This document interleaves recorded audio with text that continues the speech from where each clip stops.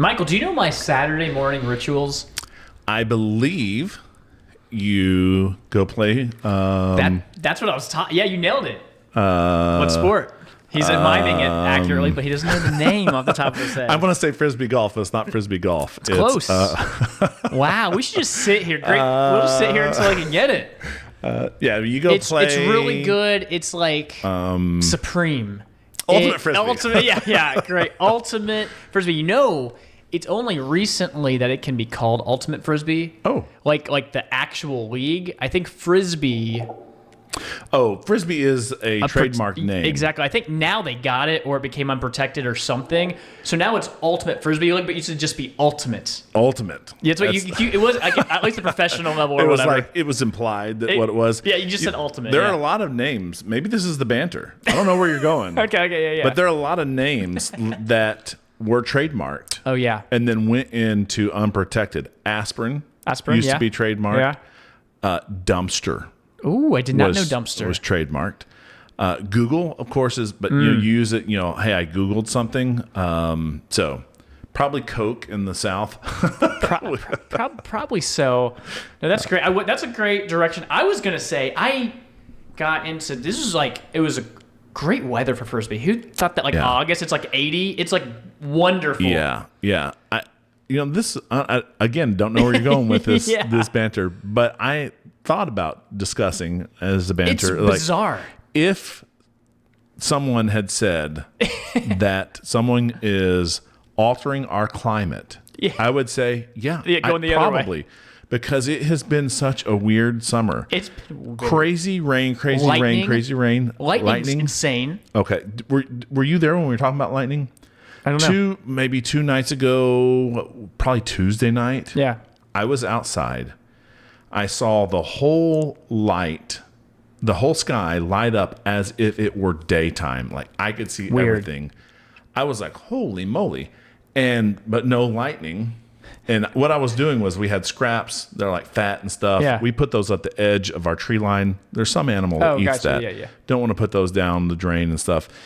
And I was headed towards the wood line. Oh, boy. And all of a sudden, the craziest lightning sound. It wasn't just like loud lightning sound, because we've all heard that instant crack, loud lightning, and we know what it's like.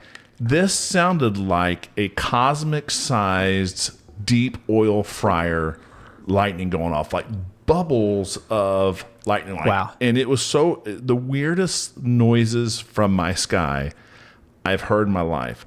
And probably it's totally derailing your That's banter. fine. This is good. This is great because it has been weird. Like even looking at the sky, I've seen so many more like even weird lightning strikes, like just horizontal lightning, like not just striking down, just going across the sky. It's weird. Immediately after this lightning, I'm not done with my story. Okay, yeah. People on our community Facebook group all were like, "What was that? What's going Did you on? hear that? What's going on?" I kind of described the phenomenon to chat, like, what was this? And it says that it was likely a positive lightning strike, which I guess most of them are negative. Oh. I'm trying to think through what that means, because I know for positive, that means I got to have alpha particles instead of electrons going on. That's weird. But it said that those are the types of, if it was a positive lightning strike, that's the type that can trigger a sprite. Have you ever heard of what a sprite is? I'm more of a Coke guy, but yeah, no Sprite. Yeah. So a sprite is this electrical discharge in the upper atmospheres. Like you couldn't even see it from here. But we have the International Space Station has caught them. And Gotcha. They look almost like an upside down golf tee. Okay. And they're like pink, and they're they kind of come at a point, and it's like could have triggered one of those. So crazy. It was the craziest. All right, so continue. No, honestly, it has been super weird weather. It's like it was super hot. We've been having lightning and storms all the time. It feels really nice. I was checking my watch. Got over 6 miles in ultimate frisbee. Nice. When it was like 95, I was getting 3 miles. I was dead. It just zaps you. Today, you're like, I'm not running today. Oh man, it just instantly you just have no energy. It was today could run forever. Collided with a guy, got a knot on the old head. And it hurt. I was dizzy. So that's why you're kind of a little bit not with it on some of the podcasts. kind of see you just kind of dazing. Am I really? This eye pupil is a little bit more dilated than the other one. Maybe so. I don't think I had a concussion, but I was like dizzy for like not a long time, like 15 seconds, then it went away. And That's what we call a bell ringer in football. My back of my head I collided with a guy, hit him like right here. He got like a gash on his right above his eye. Gash here. It wasn't too bad. I mean, it started hit. I mean, I think it's going to swell up pretty bad, but it wasn't like profuse blood or anything, just a little bit of blood. But man, no fisticuffs. I laid down the smack. I was like, hey, don't get near me again. Okay, no, I'm just kidding. It was total. The sad thing was we were on the same team. Oh, yeah. We were making a defensive play, and the other team caught it because we like ran into each other. We both missed the disc, hit each other. Oh, man. So I was going to, we don't have to get into it. I was going to say sports injuries. Have you had any, with all of your football and stuff, any significant sports injuries? No significant sports injuries, which was crazy. I think I've told my story about playing football and then dropping out and then playing later. Yeah. And maybe I missed that time when the men's joints loosen up and you get a lot of those injuries.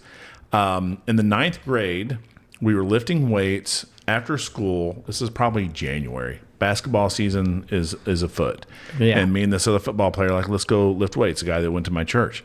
And someone had stacked, you ever seen those plates are like the size of like a 45-pound plate. Okay. But they're like 5 pounds. Oh, yeah. And they're 4 floor exercises just to get the bar off. Yeah. Someone had stacked like 4 of those on each side to make it look cool on a bench like I'm bar. lifting a ton. And I pulled all of them off, and one of them fell and hit my 4th metatarsal. Oh. And it was just sore, kind of naggy sore. I was in off season, and so maybe this was after basketball season because I was in off season, so basketball must have been over.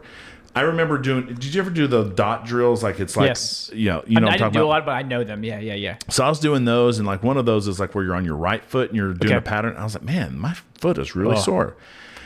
Played basketball maybe a week later, jumped up, came down, and got the clean break of that. Oh man, 4th metatarsal. So, but no bueno. It came back together. Got an X-ray. Like, yeah, I can see it's broken, but really, we do not recommend a cast. Like this was in those days. Yeah, this was in the early '90s. He's like, back in the '70s, we casted everything. Oh, but gotcha. You don't need to cast this. But you can't do anything that puts extra pressure on there. So this was after basketball season. So I had to tell my coaches, no shot put. No discus. I can't bench. I mean, I can't squat. I can't do deadlifts. I can't do power cleans. So that was my really only, but nothing from like actually getting hit or anything. It's from a weight falling on my foot. Man, you got the 4th metatarsal. I did fracture my 5th metacarpal in a basketball game one time. A classic. They call it a boxer fracture. A lot of people get it from like banging their fist down, which I wasn't doing. It was in a basketball game. It was a very unusual way to break it. Not good. Ended my senior year of basketball. I was bummed. Soccer, 8th grade. I went to a small school like Northside. So as an 8th grader, I was playing on the varsity team because our varsity team was not very good. It was great for me. I don't know if you can imagine how my weight and my height in 8th grade. I can, because even Northwood, as big as it is, we did have an 8th grader playing on the varsity team. He was just fast and good. I would say, like, obviously I was great little striker. Like, get these little shots. I wasn't like kicking from half field or anything, but I was like sneaking in there. And someone went up for a 50-50 ball. Someone came down on my left fibula, fractured that. I was going to Westminster Presbyterian School, Baptist versus Presbyterian School. That was like our biggest rival. It was great. And then I broke a nose. Broke my nose playing basketball. I got elbowed in the face. That was not good. I tried to wear one of those masks to play basketball, and that was not working well. There was some professional on the Bulls or something that wore that. From time to time, like Rip Hamilton wore all the time. He played for the Pistons, but then later for the Bulls. There was like Kyrie wore, Kobe wore it for a little bit. Some players, but Rip Hamilton, look, that guy, Richard Hamilton, he wore it like all the time. Once I think he, messed up his nose one time. I think those are my biggest injuries. But yeah, weather, lightning, injuries. I think I've probably told this story too, but I've caused injuries. I got called out in this. It wasn't exactly Oklahoma, but it was something similar to that. Okay. I was an 8th grader, and this 9th grader was like, I want Big Mott. And so he did. Oh, man. I Gave got it to him, and it hurt his back.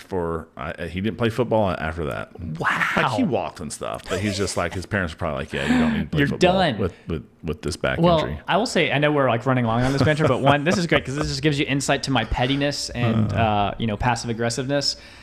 Basketball practice. Love my JV coach. He was great. We all love my JV coach. Varsity coach did not get along with him as well. Great guy. Just did not like resonate with like my class as much. And we were like walking through different plays. We had like a huge playbook, which I was like, why aren't we just scrimmaging? Why are we going through so many like formal plays in basketball? Yeah. And I made a pass during like a scrimmage. Like we were just walking through it. Someone picked it off and he was like, Hale, can't be throwing those sissy passes. And I was like, we're just like learning this play. Next pass I made was like the hardest chest pass I ever made. Threw it to it went through his hands, hit another guy in the face, bloody nose. And it was like, hey, wasn't a sissy pass. It was great, yeah. I did not get along with my junior high basketball coach. Turns out he was addicted to pain meds. Literally, so a drug addict. Dr. Jekyll, Mr. Hyde, like really cool some days, other days just would like scream about his headache and yell at us and like cut us down. Like, turns out you were like on with withdrawal symptoms. Oxy just takes the edge off. You know what I mean? After a long day of teaching, time to coach. Oh man, that guy. Well, from Oxy to Abraham, we're talking covenants. Get excited. Abraham, this is our 4th episode in this series. Let's go ahead and take it to the next level.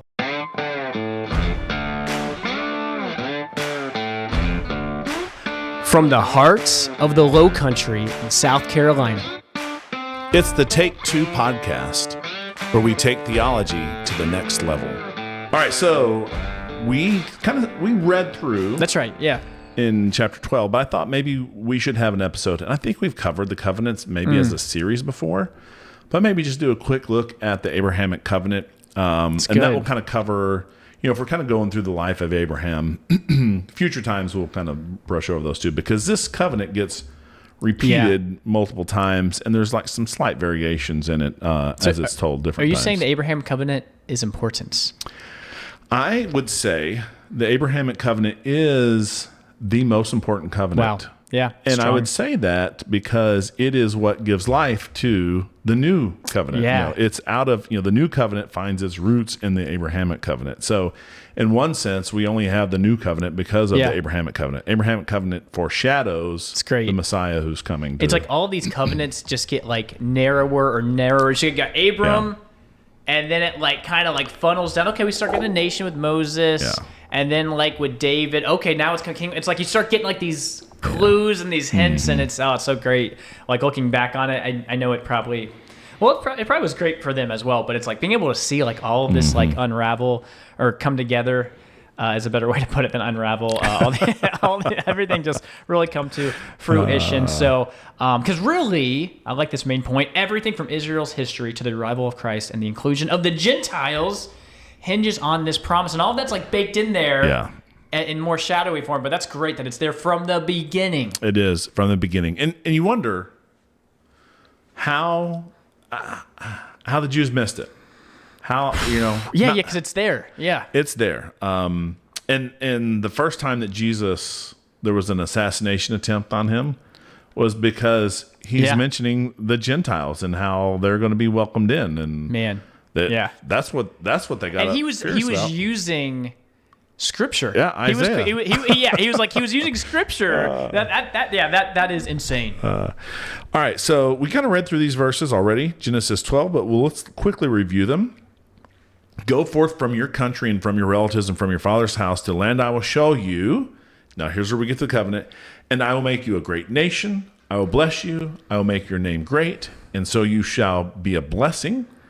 I will bless those who bless you, and the one who curses you I will curse, and in you all the families of the earth will be blessed. Man, lot of good stuff in there, a lot of blessing happening, a lot of greatness, all these things. Acts 7, Stephen, preaching this sermon, is mentioning Abraham, and he says, starting in verse 2 of chapter 7, and he said, "Hear me, brethren and fathers, the God of glory appeared to our father Abraham when he was in Mesopotamia before he lived in Haran, and said to him, leave your country and your relatives and come into the land that I will show you. Then he left the land of the Chaldeans and settled in Haran. From there, after his father died, God had him move to this country in which you are now living." All right, so we see this repeat of this calling out of Abraham and the specific, and really there are some covenants that precede this. Okay, yeah, that's right. Depends on how you chop them up. Yeah. You might say the Edenic covenant. Ooh, there you go. The Adamic covenant. Boom. You might say the Noahic covenant. Yeah. But really those were to everyone alive on the earth at that point in time. There was not nation specific. And as you said, this is going to get so now we have a nation. Then we're going to get to David and his line. And then it's going to get to Jesus, but it's almost like an hourglass because it's through Jesus now. And then it broadens back out. That's broadens good. back out to the whole earth. So specific things we see in this, we see a land promise. Yeah. Nationhood. Yeah. Blessings. That he will be a blessing. That his name will be great.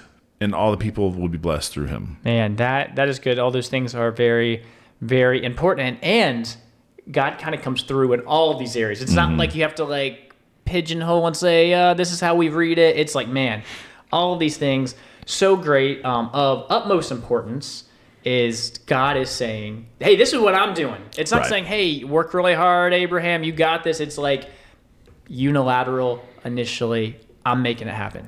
Yeah, and when I taught this one time, there was a person in the class that said, if this is unconditional, why does it skip over Ishmael and Esau?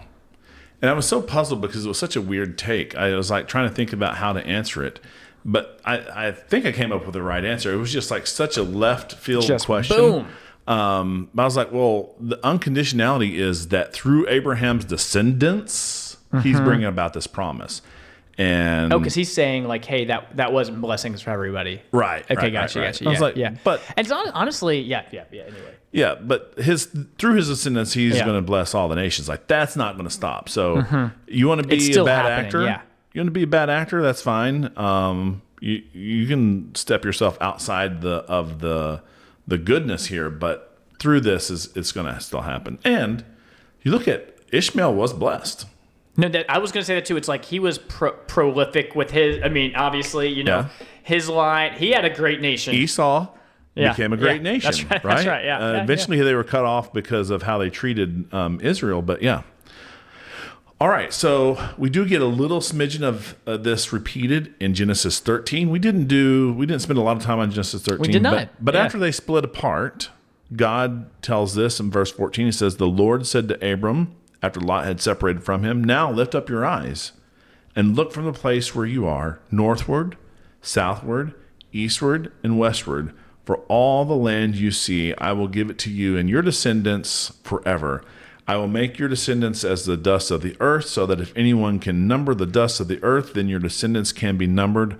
Arise, walk about the land through its length and breadth, for I will give it to you." I love it. There's like this tangible reality to it where he's like, hey, just look as far as you can, every which way, walk it up and down. Yeah. This I'm giving this to you. And we mentioned this before. He's been walking through some different, city states along the ways and stuff. He's like, it's like there's all these people. Yeah. And so you mentioned the Mosaic Covenant. Yeah. Throughout the Mosaic Covenant, there are all these if-thens. If you obey me this. Yeah. But if you disobey me this. And there's no ifs here. So we would say this is an unconditional covenant. And that's going to be backed up by our next section in Genesis 15. I don't know if do you have anything else to say about what we just read? I think that's great. I will jump in at verse 18 of chapter 15. On that day, the Lord made a covenant with Abram, saying, "To your descendants I have given this land, from the river of Egypt as far as the great river, the river Euphrates. The Kenite and the Kenizzite and the Cadmonite and the Hittite and the Perizzite and the Rephaim and the Amorite and the Canaanite and the Girgashite and the Jebusite." Got all the sites in there. What's interesting here is the river of Egypt. Yeah. And the river Euphrates. That's pretty large. That's huge. Now there is debate about what is the river of Egypt. some people are like, oh, it's not the Nile, it's this other river. But, even if it was the other river, it's big. But if it's the Nile, that's a huge swath of land. And this is different too, but it's interesting. I don't know everything off the top of my head, but in like when you read Joshua, like the land they're supposed to take and divvy up doesn't really it doesn't match up exactly what they do. It's supposed to be actually a little bit bigger. It's interesting where maybe they don't not realize now we're in they didn't come through with different things down the road, but. What's important about this, I think, is that it is like before we were saying, it's like a real place. It's like it's defined. Yeah, and I want to pull up Genesis 15 because that passage doesn't have everything. So if you read through, let's just find this. You can talk while I am. Yeah. So God tells Abraham to get all these animals. Oh, yeah. Cut them in half. And this was a way of making a contract back then. And so like you and I might sign a paper and it gets notarized, and that's a contract.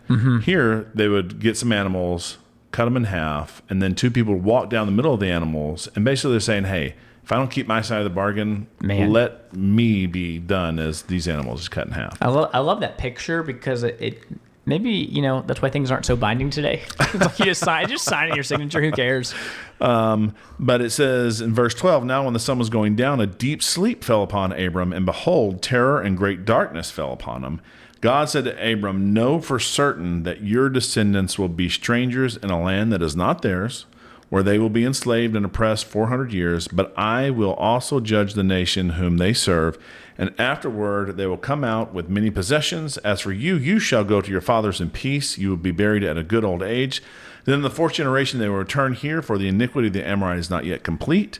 It came about when the sun had set that it was very dark, and behold, there appeared a smoking oven and a flaming torch which passed between these pieces of animals. And then with the verses that you just read. So what we have here is God, or at least the manifestation of God, walking through and making this covenant with himself. Yeah, so that also is significant. Yeah. Yeah, Abraham's put to sleep, some type of trance where he can't participate, and God's like, I'm doing this myself. Yeah. You're not going to be able to keep it. I'm going to keep it. I'm going to hold myself to this covenant. And that's so good. It reminds me of Hebrews where, God swears by, you can't swear by a great name to God. It's like, he's going to pass through these pieces alone. Yeah, that is, and I love everything about it. It's like this dreadful terror. It's like such a vivid picture.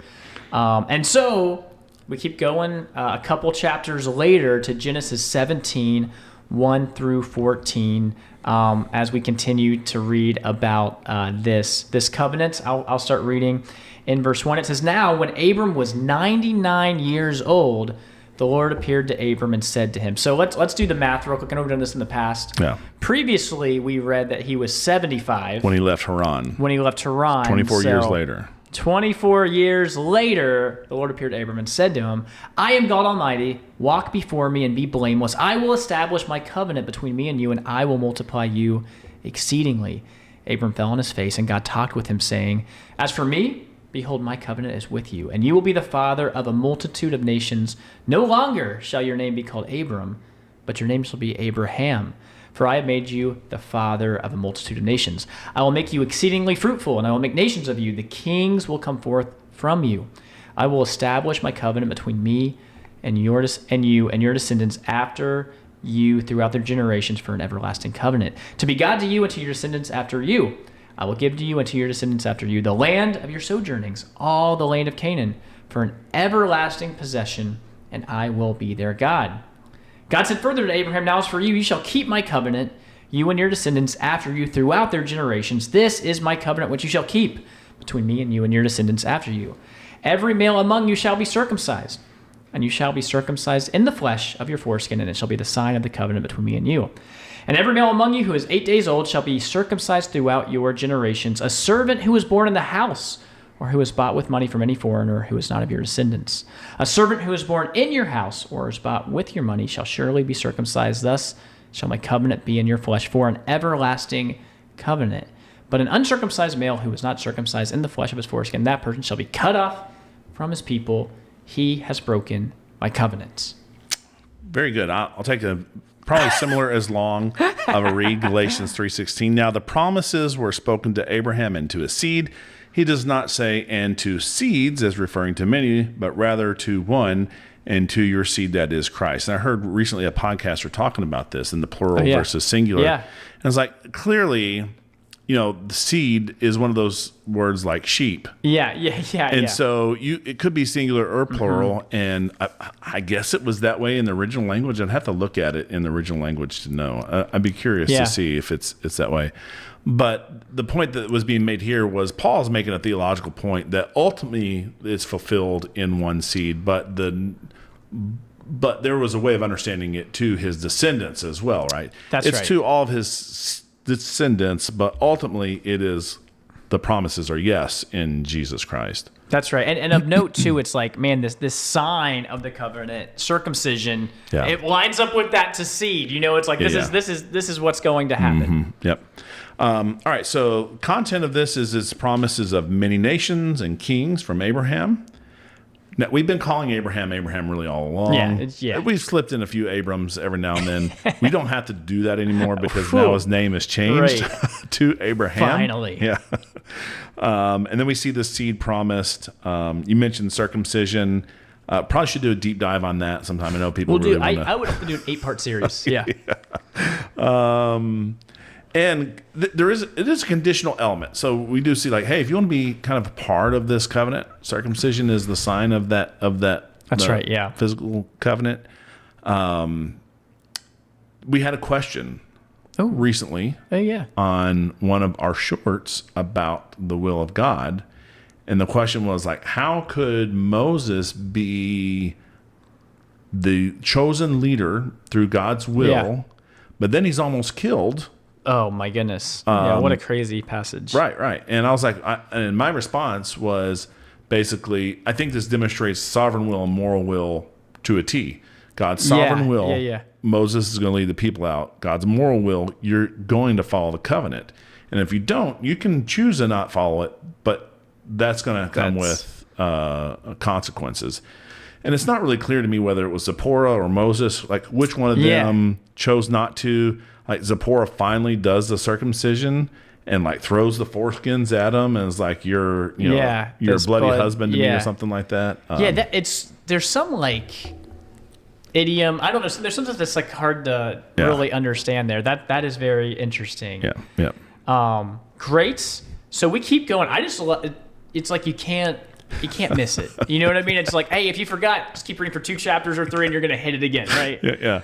Genesis 22:15 through 18 goes, Then the angel of the Lord called to Abraham a second time from heaven and said, By myself I have sworn, declares the Lord, because you have done this thing and have not withheld your son, your only son. Indeed, I will greatly bless you, and I will greatly multiply your seed as the stars of the heavens, as the sand which is on the seashore, and your seed shall possess the gate of their enemies. In your seed all the nations of the earth shall be blessed, because you have obeyed my voice. This is coming off the heels of Isaac ready to be sacrificed. This ram shows up. So that's what's going on here. And if you read that in the part that these verses weren't there, but if you read the verses in King James, it says, and God will provide himself a lamb. Oh, gotcha. And it's like added, I don't, it's hard to know whether that's in the original language, but it's in the authorized version that God will provide himself a lamb. So there's kind of a double entendre there. Wow. Hebrews 6:13 through 18. Did you have anything else to say about No, that's great. Genesis 22? For when God made the promise to Abraham, since he could swear by no one greater, that's what you mentioned earlier, he swore by himself, saying, I will surely bless you, and I will surely multiply you. And so, having patiently waited, he obtained the promise. For men swear by one greater than themselves, and with them an oath given as confirmation, as an end of every dispute. In the same way, God, desiring even more to show to the heirs of the promise the unchangeableness of his purpose, interposed with an oath, so that by 2 unchangeable things in which it is impossible for God to lie, We who have taken refuge, who have strong encouragement to take hold of the hope set before us. Man, aren't you so glad Hebrews was written? It's like Hebrews does such a good job just like driving these points home. And so we read this Genesis passage after offering Isaac. God swears by himself and throws in some of this with the promise, offspring numerous as the stars in the sand. Offspring will possess the gates of their enemies, and through offspring, all nations will be blessed. A lot of good stuff. Yeah. So if you take all of those, we see some recurring themes. Land is given. So we have a physical inheritance for Abraham's descendants. And I think this is why you have to be some type of dispy. Oh, yeah. I think you got to. Well, yeah, this is a good thing to talk about because the tricky thing is it has these words everlasting. Yeah. Like tied a lot to some of this land stuff. But why couldn't it just be, a physical land in the future that's just like different than you think, that just is like greater fulfilled? It's like it is Israel, but in a different way that's much better. That's not, you know what I mean?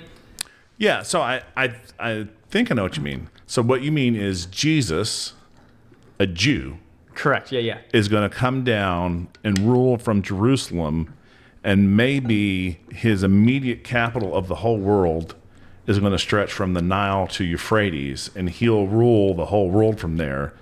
But it's even bigger than that because that's the capital, and he's the king of the world.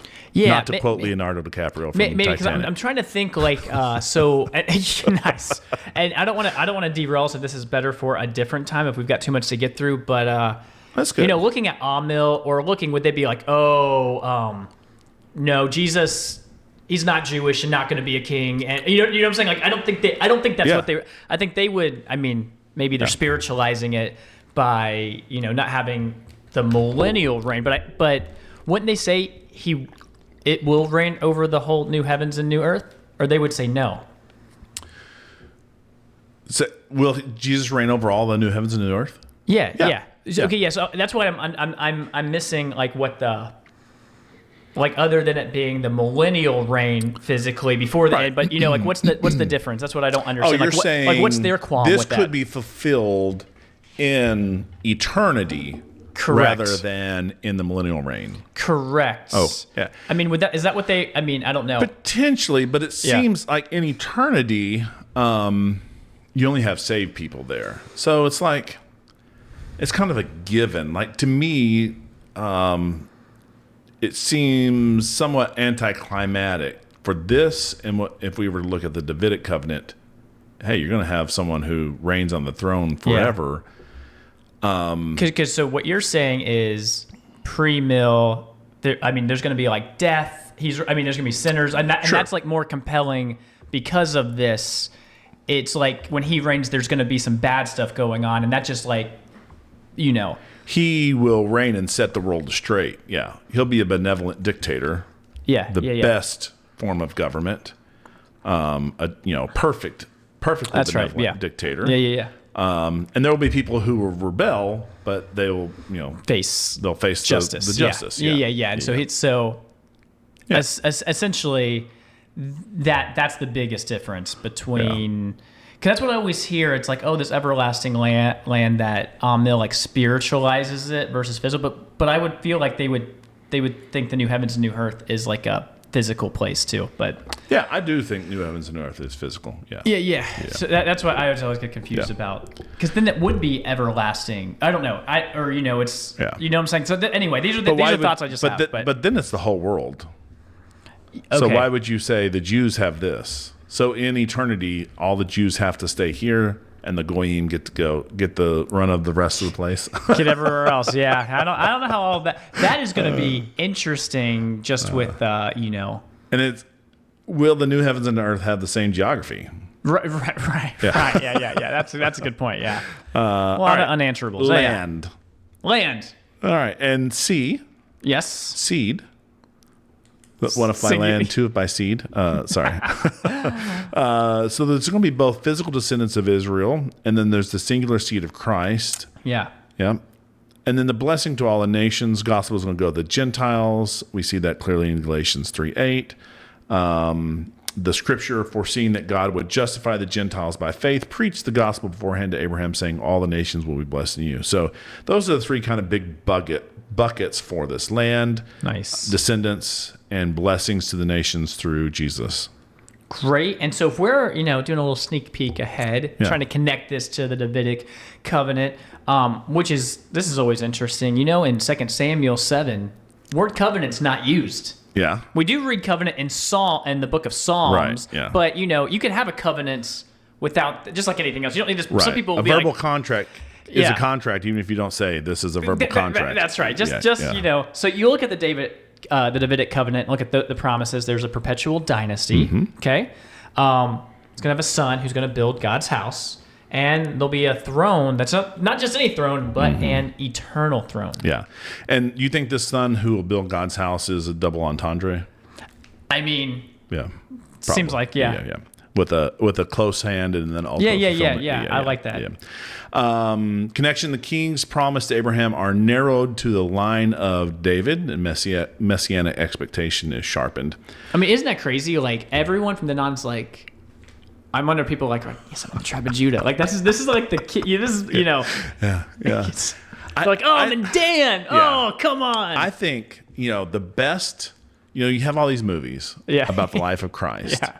If you had a movie that kind of started with this devout Jewish guy, maybe a grandfather, teaching his grandson, all of this stuff, and they don't know Jesus is on the scene yet. Okay, and then you start seeing Jesus and like all the stuff that the grandfather had taught their son is like now being seen in Jesus of Galilee. And he's like, grandfather, is this the Messiah? That would be a good Life of Jesus movie. So for all those people out there. You told the world. Now they're going to take your idea. All right. New covenant, first mentioned in Jeremiah 31:31. So we are like fast forwarding past the kingdom, the judges, the conquest, all of that stuff, the divided kingdom. Israel has been scattered by Assyria. Judah is about to be taken captive. That's what's going on. Yeah. And we're going to get Jeremiah 31:31. That's something. Read that. Not necessarily saying the listener read that, because you'll see, Jeremiah is basically saying, hey, this Mosaic covenant, you broken it. Yeah. This is no longer, This is to me the most compelling reason where there's a little bit less continuity than maybe like Presbyterian brothers would say. It's like this just seems different. You know what I mean? Like it dramatically. Right. Yeah. And even when Moses is giving the Jews the Mosaic covenant that God gave him, he basically says, you break this covenant, I'm going to do all these horrible things, and except because I'm going to remember Jacob and Isaac and Abraham, I would utterly destroy you. But it's because of that Abrahamic covenant back there that I'm going to have mercy on you. And so we kind of see that happening.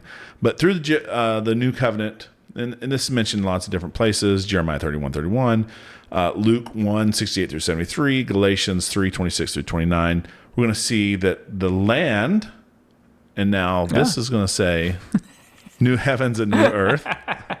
Thanks, chat, for summarizing that for us. Seed, Christ in him, all believe, and blessing, forgiveness of sin, and spiritual indwelling. So, wow. So Chad is not a dispy. Luke 1 makes this connection, the coming of Jesus directly, like you were saying, to God remembering his oath with Abraham. Gentiles grafted in, heirs according to the promise, Paul writes about in Galatians 3. And Romans 10. And Romans 10, I think you're right there. So let's start moving towards wrapping this up. Yeah. I just said there's some discontinuity, but there is obviously continuity where these are not totally that's where you go wrong with the old school dispensationalism, where it's like totally broken up. Right. No, there's more connection than that. Yeah. So kind of talked about it. Even if you get a broader picture, Adam and Eve, hey, multiply. Yeah. Do good things, do this work. They broke that. He says he's still going to say, go do he may not say multiply at the second time. Oh yeah, that's interesting. Yeah, right. Yeah. Noah, he is gonna say go multiply. Yeah. And he gives them rules about eating meat with blood. Man sheds man by his, by man his blood will be shed. So those were kind of those big things. Now we neck down to Abrahamic Covenant, and then to the Davidic Covenant, then the New Covenant, and they form this continuous kind of redemptive thread. So Abraham going to bless all the nations through your seed. Davidic, the seed will be a king on an eternal throne. The New Covenant, King Jesus reigns, blessings all nations through salvation. Man, so good. So that I love all of these covenants. Yeah, you've taught the covenant class about a bajillion times, So I think it's because once you kind of have an understanding of the covenants and a general history of the Old Testament, it really, I think it helps give you an interpretive framework that you can go read. A book in the Old Testament and kind of understand what's going on. Why are these people doing what they're doing? So cool. Great. Last question. Are you part of the people of the promise? It's a big question. It is a good question. With very big consequences based on what your answer is. Eternal consequences. Yeah. Whew. Yeah. I like these. Abraham. This is number 4. Number 4. Got it done. Probably got about 20 more to go. I don't know. Hope you love Abraham. This is great. I love it. Anything else about the Abrahamic Covenant, my friend? Nope, nothing. Awesome. Well, that's our take. Thanks for listening to Take 2. Find us wherever you find podcasts and on YouTube for those who want to watch our videocast.